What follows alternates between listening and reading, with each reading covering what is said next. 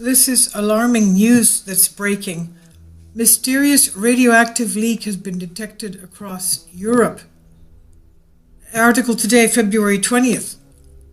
There are concerns about a potential nuclear incident in Europe. According to reports, a small amount of highly radioactive radioisotope iodine-131 of unknown origin have been detected over large areas of Europe. A nuclear incident, quote-unquote, in the vicinity of the Arctic Circle may have spread the mysterious radioactive leak during the past week.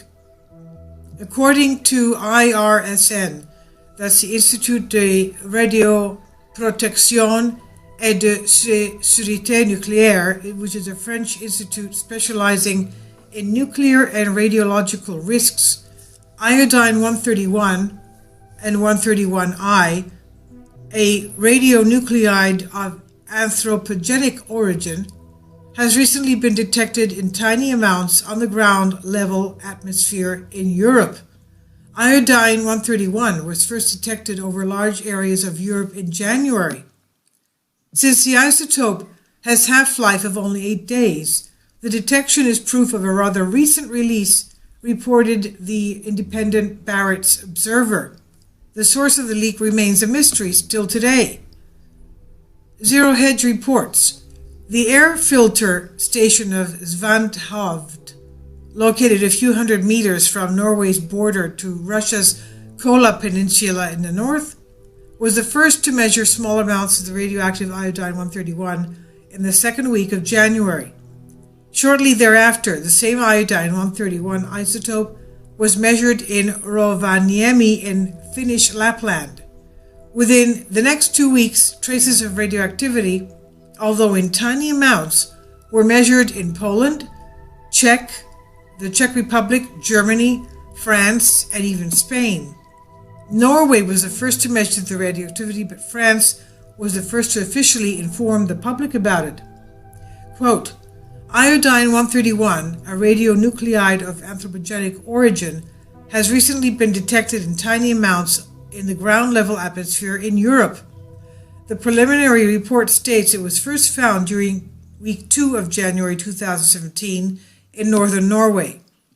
Iodine-131 was also detected in Finland, Poland, the Czech Republic, Germany, France, and Spain until the end of January, and the official French Institut de Radioprotection et de Sécurité Nucléaire, the IRSN, wrote in a press release. Right now, there are no health concerns for the time being. Mitigating some of the concerns, however, was the head of a section for emergency preparedness at the Norwegian Radiation Protection Authority, Astrid Liland, who spoke to the Barrett's Observer and said the levels measured raise no health concerns. She says, we do measure small amounts of radioactivity in the air from time to time because we have very sensitive measuring equipment. The measurements at Svanhovd in Germany in January were very, very low. So were the measurements made in neighboring countries like Finland. The levels raise no concern for humans or the environment. Therefore, we believe this had no news values. Astrid Liland answers when asked why the public was not informed. She says it was very low. She points to Norway's nationwide online network of 33 stations where people can check real-time measurements. At Svanhovd, measurements in the period January 9th to 16 show levels of 0.5 microbecquerel per cubic meter. In France, where authorities decided to publish information, measured radioactivity were much lower, from 0.1 to 0.31 becquerels. Levels measured in Finland were also lower than in northern Norway, with 0.27 becquerels, measured in Rovaniemi, and 0.3 in Kotka. Finland's radiation and nuclear safety authorities decided to follow the French example by posting a press release about the increased levels of radioactivity. But there's still no explanation as to where this radiation came from. Finnish authorities also underscored that the levels measured are far from concentrations that could have any effect on human health. Astrid Liland can't explain either the origin of the radioactivity. It was a rough weather in the period when the measurements were made, so we can't trace the release back to a particular location, she said.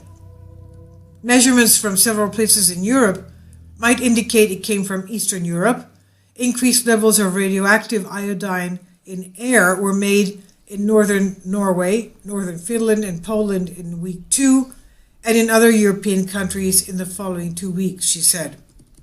As the Barrett's observer added, iodine-131 in the air could come from an incident with a nuclear reactor, for example, a nuclear reactor. So it was an atomic energy plant, could be. The isotope is also widely used in medicine for that purpose. Many countries around the globe produce it.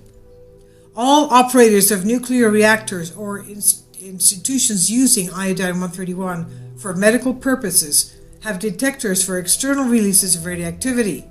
In other words, as the observer concludes, someone out there knows why the radioactivity was spread over larger areas of Europe.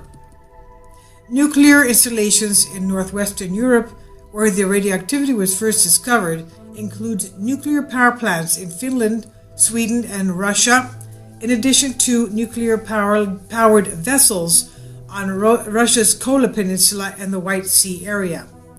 The source could as well come from either further away installations.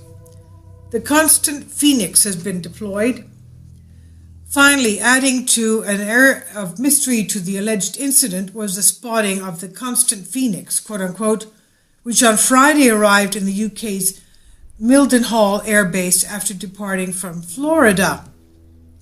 So in order for this to be launched, to be put into the air, it means that this must have been something very significant.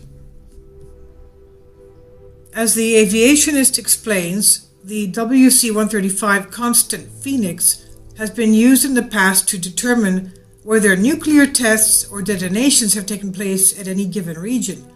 The WC-135, the Constant Phoenix, is a derivation of the Boeing C-135 transport and support plane.